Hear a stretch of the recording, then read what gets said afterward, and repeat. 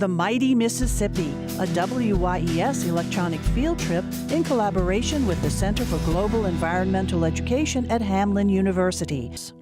Take me down to the river, gonna set my spirit free. It builds from a depth of a wading pool to a deep channel of up to 200 feet as it rolls through the middle of America.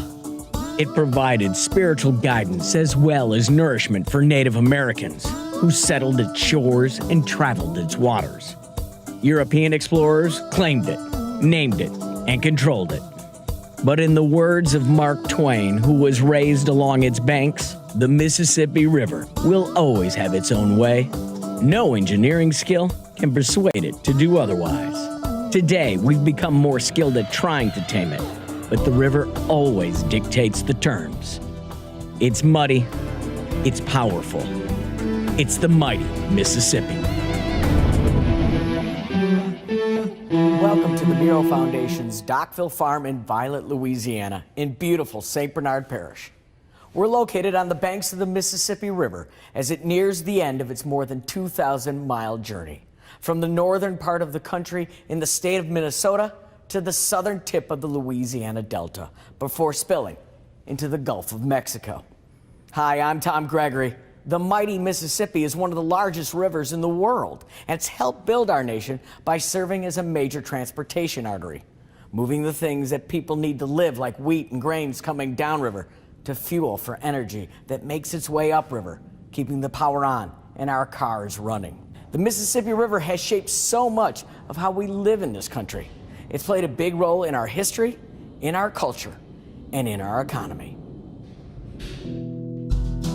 The muddy Mississippi begins its journey, spilling over rocks at Minnesota's Lake Itasca to form a knee-high, crystal-clear stream that you can walk across. It expands to 11 miles wide while still in Minnesota. By the time it travels more than 2,000 miles past the Louisiana cities of Baton Rouge and New Orleans, it's about 1.5 miles wide and is loaded with dirt from the land it drains, reaching a depth of almost 200 feet before its final 100-mile stretch to the Gulf of Mexico.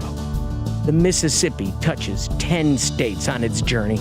Its watershed, the area drained by the river, and its tributaries cover about 40% of the continental United States. That includes parts of 31 states and 2 Canadian provinces, making it the third largest watershed in the world.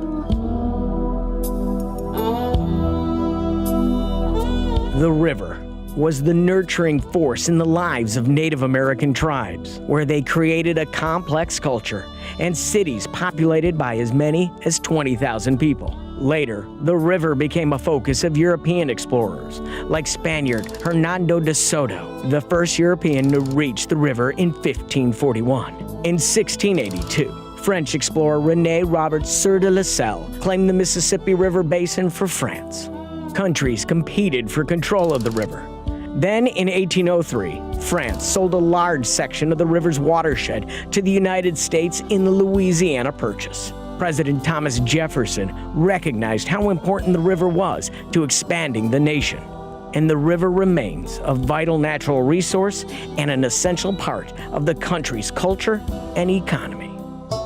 It's also an important refuge for wildlife. It attracts 40% of North America's migrating birds and waterfowl, and 1/4 of all freshwater species make their home in the river. The Mississippi River Delta, formed near the end of its journey, is one of the world's major delta systems. Over many years, the river has changed shape and direction.